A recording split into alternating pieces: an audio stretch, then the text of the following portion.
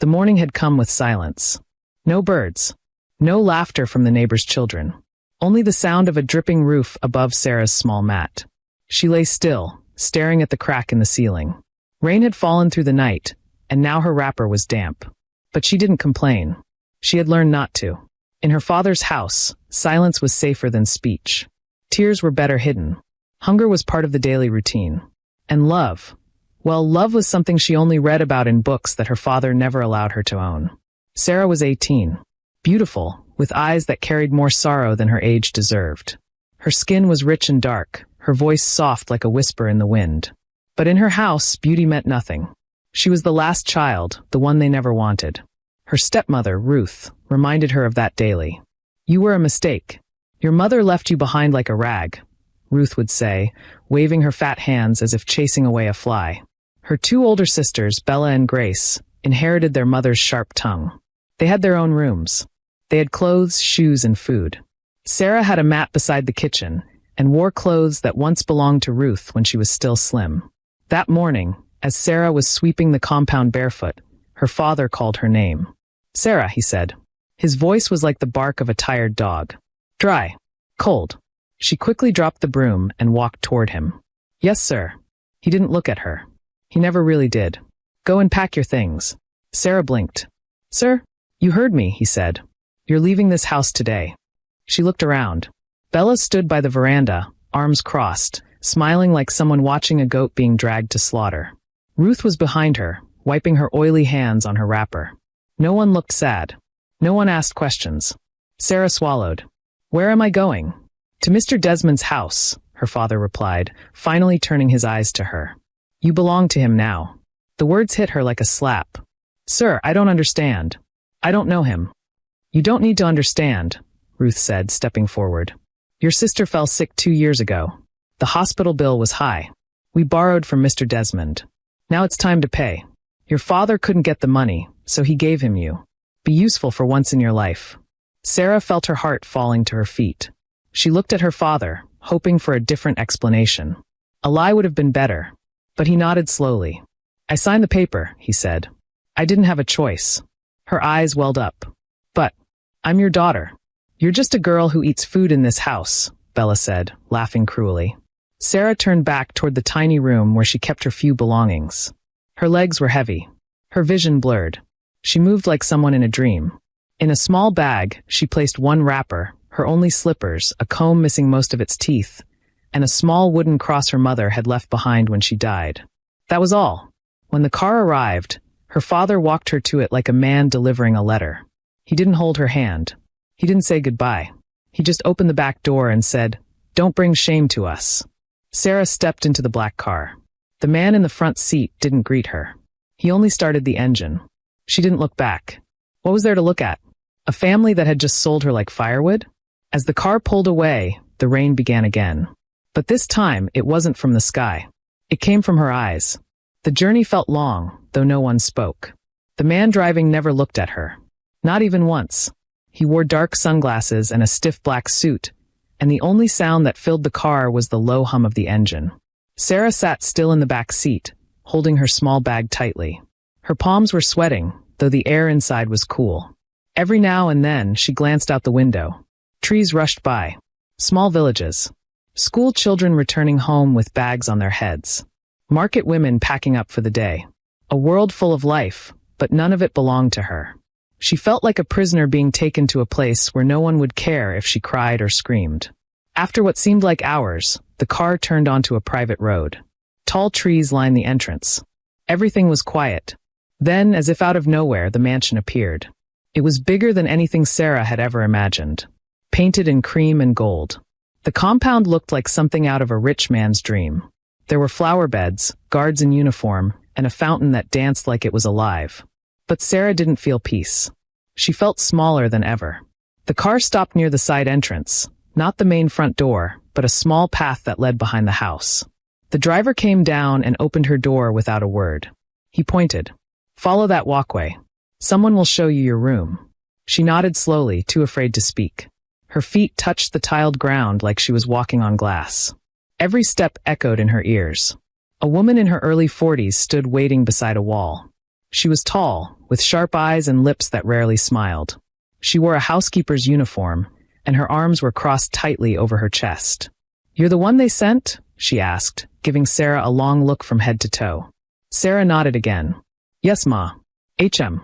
No need to call me Ma. Just don't get in my way," the woman said, turning quickly. "Come." Sarah followed her through a side corridor. The walls were cold. The light was dim. She could smell bleach, like everything had been washed too clean to feel real. Finally, they stopped at a small door near the end of the hallway. The housekeeper opened it and stepped aside. "This is your room." Sarah stepped in and stared. It wasn't a room. It was more like a big cupboard. No window. No fan. A tiny bed pushed against the wall, with a rough blanket folded at the edge. A plastic bucket. Nothing more.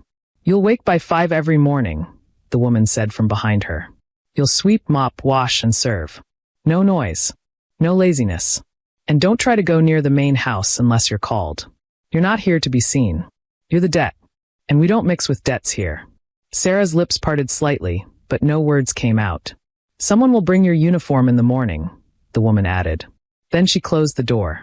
Sarah stood there, bag still in her hand, staring at the plain walls. She had left her father's house only to enter another prison. The tears came again. Quiet, soft. They ran down her cheeks as she sat slowly on the edge of the tiny bed. She looked around. Not even a nail on the wall to hang her clothes. She took the wooden cross from her bag and held it tightly. "God," she whispered, voice shaking. "Please don't forget me here." But there was no answer. Only silence. Morning came early. Too early. The knock on the door was sharp and loud. Sarah opened her eyes quickly, confused at first. Then she remembered where she was, and why. "Wake up," the housekeeper's voice snapped from behind the door. "You have work to do." Sarah sat up slowly. Her body ached from the hard bed. She had barely slept. The room had no window, so it was hard to know if the sun was truly out, but the knock had made it clear. It was time to serve.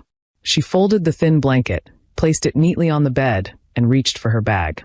Inside it were the same 3 items: a wrapper, her old slippers, and the wooden cross. That was all she had. When she opened the door, the housekeeper handed her a plain black uniform. "Wear this. And make sure you're done with the cleaning before breakfast is served." Sarah took the uniform and nodded. She changed quickly and followed the woman down another hallway, this one brighter, cleaner, and full of wide glass windows. But still, the house felt cold in a way that touched the bones. They reached the large sitting room. Everything was shining. Golden frames, glass tables, white curtains that swayed slightly with the breeze from the air conditioning. It was like walking through a museum. Untouchable. Perfect. But no one looked at her. The guards. The cooks. The other maids. They all passed by her like she didn't exist. Some whispered when she walked by. Some smiled mockingly. "That's the debt girl," she heard one of them say. "She doesn't even know how to greet properly." "She's not one of us," another whispered. "Not a staff. Not a guest. Just a burden." Sarah bent her head and cleaned the floors. She wiped the glass. She carried plates. She fetched water. And no one ever said her name. They called her you. Or girl. Or debt. Not even Mr. Desmond, the billionaire who owned everything, had looked at her. She had seen him once. He walked past the hallway with 2 men in suits. Tall, fair-skinned, well-dressed. His presence filled the room like thunder, yet he walked past her as if she were air. Sarah had stood still, holding a tray. She watched him walk by, not out of curiosity, but out of pain. Pain that even the man who now owned her did not care enough to ask her name. Days turned into weeks. The work was hard. Her hands became rough. Her feet developed blisters. At night, she cried silently into her blanket. She never made noise. The housekeeper had warned her. "Don't let anyone hear you crying. No one here has pity to spare." The cook shouted at her often. "You're too slow. Can't you move faster?" The guards mocked her. "You don't even look like a billionaire's servant. You look like you came from the dust." And the other maids ignored her pain. One night, after everyone had gone to bed, Sarah sneaked into the back garden. It was quiet. The moon was high. She knelt on the grass and held her wooden cross. "God," she whispered, barely able to speak through her tears. "Why me?" She waited. For a sign. For a voice. For anything. But again, there was only silence. Only the wind brushing gently against her skin, like a faint reminder that even in this house, this palace of gold, she was still alone. It began like every other day. Sarah woke up before dawn, swept the back corridors, fetched water for the kitchen, and helped the cook prepare breakfast. Her hands were dry and cracked. Her legs hurt. Her eyes were dull from lack of sleep. But she kept working. She had learned to move without making noise, to disappear inside herself, to become invisible so no one would shout at her. And it worked until that day. The house was quiet, which was strange. Normally, the sound of Mr. Desmond's cars and staff rushing about filled the air like morning drums. But today, silence rested like a blanket. Sarah was in the dining hall, carefully cleaning the edges of the glass table. The housekeeper had warned her, "If you break even one glass, you'll pay with your life." She believed her. She didn't hear the footsteps. Only when she stood upright and turned, there he was, Mr. Desmond, standing by the door, alone. He wasn't in a suit this time. He wore a simple white shirt and black trousers. His face looked calmer, softer than she expected. But his eyes were sharp. Too sharp. Their eyes met. For the first time, Sarah froze, her hands still clutching the wet cloth. He looked at her, not through her. He looked at her as if she was a person. Not the debt. Not the girl from the back. Just a girl. A girl with frightened eyes and shaking hands. "You," he said quietly. Her throat tightened. "Yes, sir? What's your name?" She was too shocked to answer quickly. "Sarah, sir." "Sarah," he repeated, like he was testing how it sounded. "How long have you been here?" She swallowed. "Almost 2 years, sir." His brows narrowed slightly. 2 years. "Yes, sir," she said, eyes lowered. "My father couldn't repay the loan." "I remember," he murmured, more to himself. For a moment, there was silence. Then slowly, he walked into the room. Sarah moved aside quickly, giving space. But instead of sitting, he stood near her. "You always eat last, don't you?" he asked. She looked up quickly. "Sir? I've watched you." She blinked. "Watched? You carry heavy things. You work till night. Yet you never ask for help. You never complain. You never speak unless spoken to. Why?" Sarah's lips trembled. "Because no one would care to listen, sir." He stared at her for a long time. "You were sent here like a punishment," he said. "But you work harder than all my staff. And I never hear your name in gossip or complaint." She lowered her gaze again, feeling her chest ache. No one had spoken to her like this in years. "Have you eaten today?" he asked. She shook her head slowly. "Not yet, sir." He nodded. Then, without another word, he turned and walked out. She stood there, stunned. Was that kindness? Later that afternoon, the cook called her and handed her a covered plate of food. "From Mr. Desmond," she said, frowning. "Eat it quickly before anyone sees." Sarah opened it, and tears filled her eyes. Real rice. Steamed vegetables. A piece of soft chicken. She hadn't tasted food like this since she left her father's house. She took the plate to a quiet corner, held her wooden cross in one hand, and whispered, "Thank you, God." It was just food. But for Sarah, it was the first sign that someone had finally seen her. After that day, something shifted. Sarah could feel it in the air. It wasn't loud. It wasn't sudden. It was quiet, like the way dawn sneaks up on the night. Mr. Desmond did not speak to her again for days. He returned to his usual silence, his formal suits, and his fast-paced footsteps. But still something had changed. She could feel his eyes following her sometimes. Watching. Not harshly. Not cruelly. But with thought. With care. One evening, as she swept the marble floor in front of the study, the door opened. "Sarah." She paused. He had called her name. She turned slowly. "Yes, sir? Come inside." Her heart skipped. The maids were never allowed inside Mr. Desmond's study unless summoned for cleaning. And even then, it was rare. She stepped in gently. The room smelled of wood and faint cologne. Books lined the shelves. Papers neatly stacked on the polished desk. Mr. Desmond was seated behind the table, reading something. He motioned to the chair across from him. "Sit." Sarah stood still. "Sir?" He looked up. "I said sit." She sat down carefully, her back straight, hands resting on her lap like a child in front of a principal. "I want to ask you something," he said, setting the paper aside. "Be honest." She nodded once, quietly. "Why didn't your father fight for you?" That question cut deep. Sarah looked down at her fingers. I don't know, sir. You were just a girl. He could have begged. He could have tried." She swallowed hard. "I wasn't loved in that house." Mr. Desmond leaned back, his eyes never leaving her. "Even now, after all this time, I still don't understand people like your father." Sarah didn't know what to say. No one had ever spoken to her like this, as if her pain was real, as if it mattered. "I watched you for months," he continued. "I saw how the others treated you, how you endured it, how you worked like your life depended on it." She nodded gently. "It did, sir." He frowned slightly. "Why didn't you ever come to me?" Sarah raised her eyes for a second. "Because I didn't think you'd care." That silence returned again, soft but heavy. Then Mr. Desmond spoke, more slowly this time. "I used to believe loyalty could be bought. But now, I'm beginning to see that kindness is a better measure." Sarah's lips parted slightly, but still she remained quiet. "I've told the housekeeper," he said. "You're no longer to be treated like a slave. If anyone mistreats you again, they'll answer to me."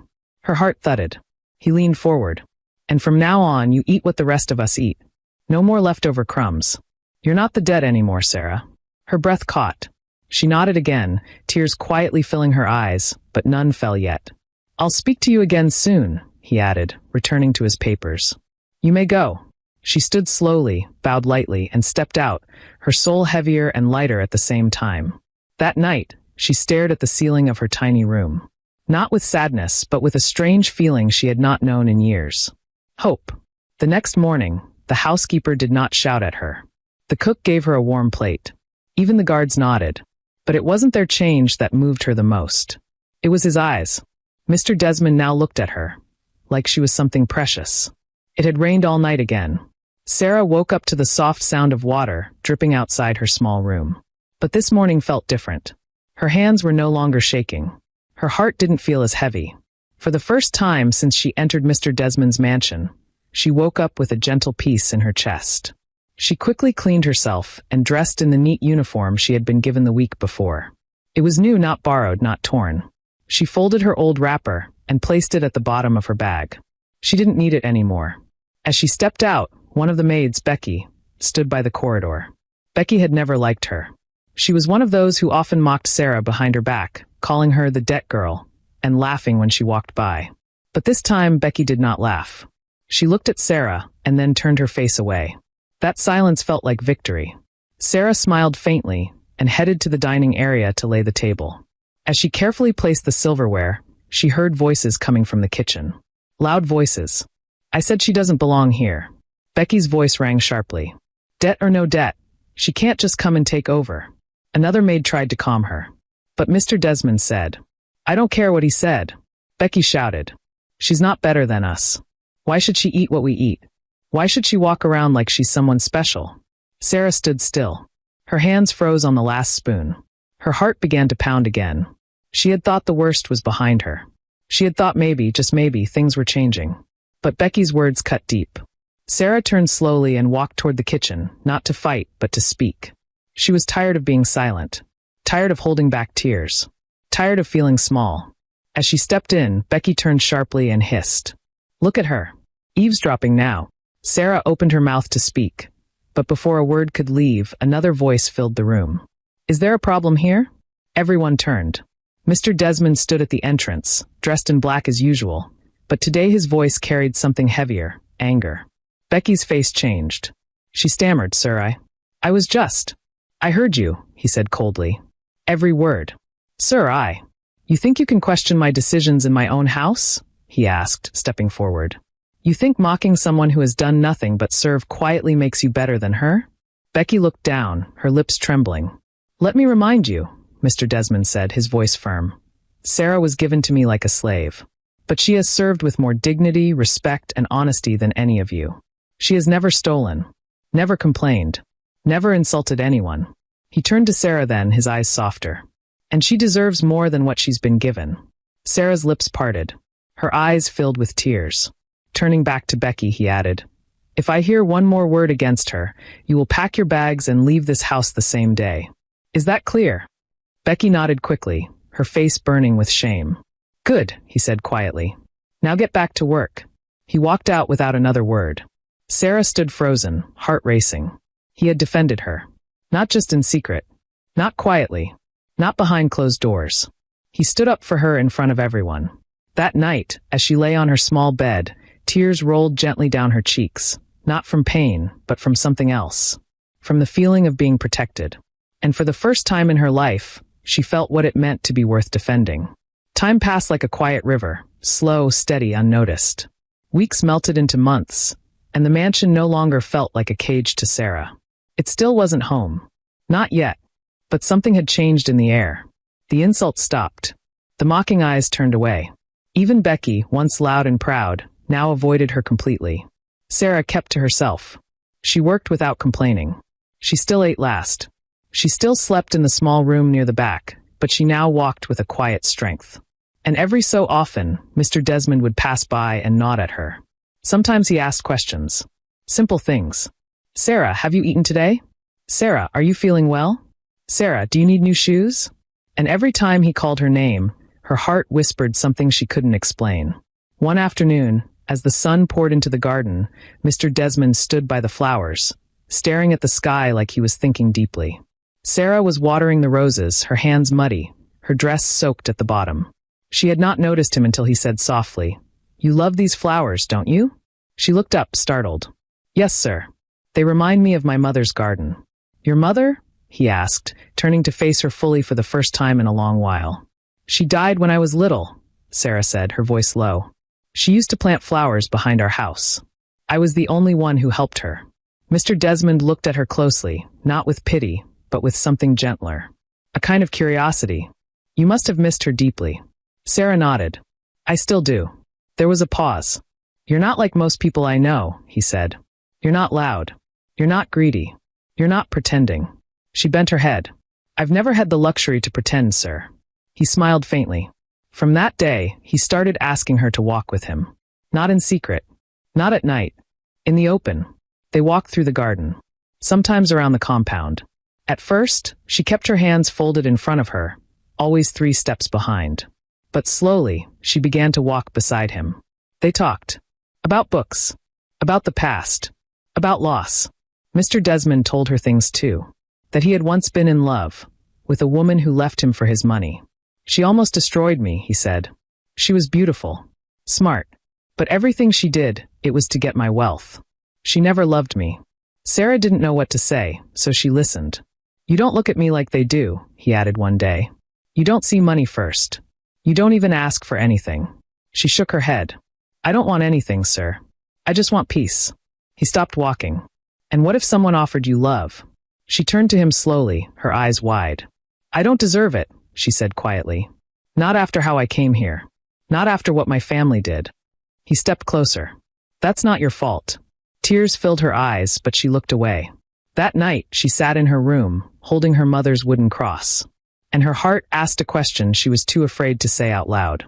Could he ever truly love someone like me? The rain had returned again. Soft, steady, and gentle. It tapped on the rooftops like a quiet song. Sarah stood in the garden, under the shelter of the mango tree. Her eyes followed the raindrops as they fell on the petals she had just watered. There was peace in the garden, a kind she hadn't known in her former life. Behind her, the sound of slow footsteps approached. She didn't need to turn. She knew it was him, Mr. Desmond. He had a way of walking like a man who didn't need to prove himself. Calm, confident. But these days, his voice lost some of that sharpness when he spoke to her. It carried something new now, warmth. "Sarah," he said softly. She turned gently. "Good evening, sir." He stepped under the tree beside her. He looked different that evening. Not in his suit, but in a soft blue shirt. His eyes, always intense, were softer. They stood in silence for a moment, watching the rain. Then he spoke. "Do you remember the first time I asked for your name?" She nodded slowly. "Yes. I was cleaning the dining table." He smiled faintly. "You looked like a shadow that day, like someone trying not to exist." Sarah didn't reply. She remembered it well. How scared she was. How invisible she had felt.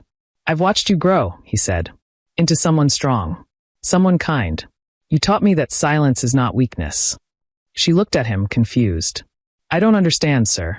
He turned toward her, fully this time. The wind stirred the leaves around them.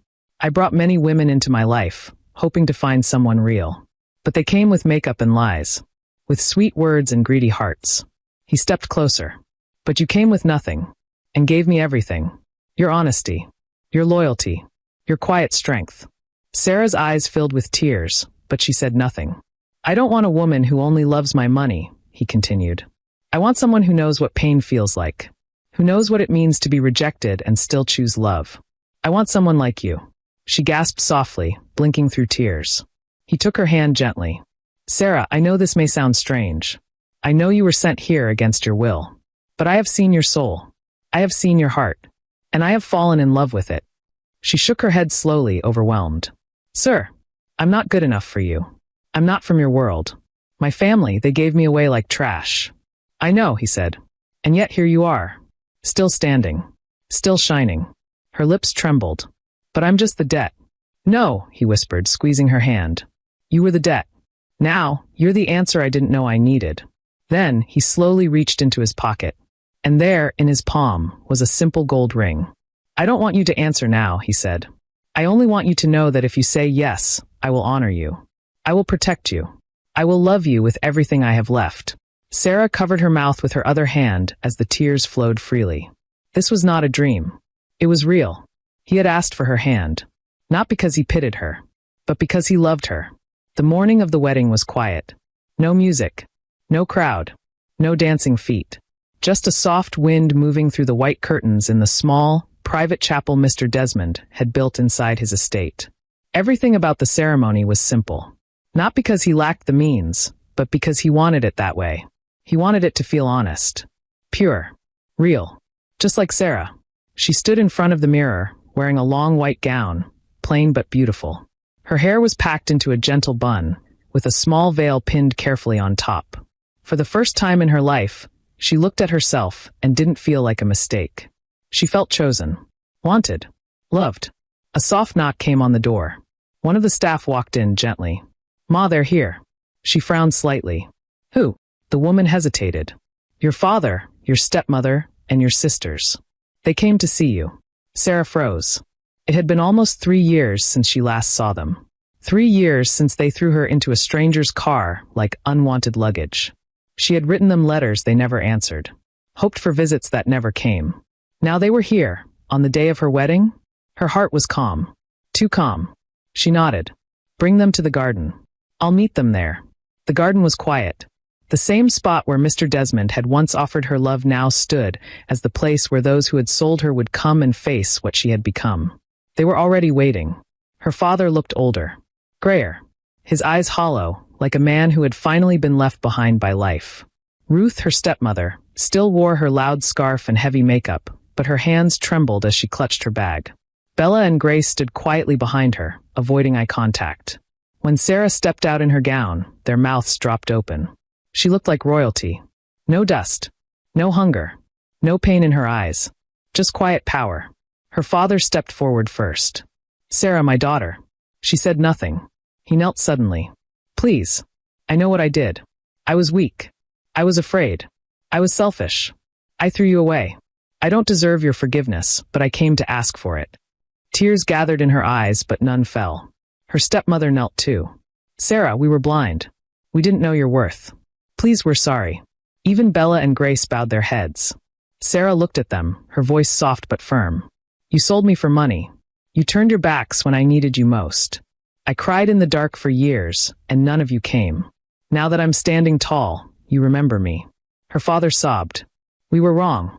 Please, don't let us leave in shame. Sarah took a deep breath. I don't carry bitterness in my heart, she said, because pain shaped me, and love saved me. But I will never forget. They all remained silent. Then she stepped forward and did something they didn't expect. She touched her father's shoulder and helped him stand. I forgive you, she said, but my life is no longer yours to claim. I belong to a man who saw value in what you threw away. With that, she turned and walked back toward the chapel. Mr. Desmond stood waiting at the entrance, watching everything from afar. When she reached him, he took her hand. You came back stronger, he said quietly. She nodded. They came back begging.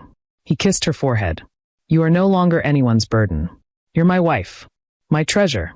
As they walked into the chapel together, the doors closed behind them. And behind those doors began a new chapter. Not written in tears, but in honor. The girl they once called Debt had become a queen.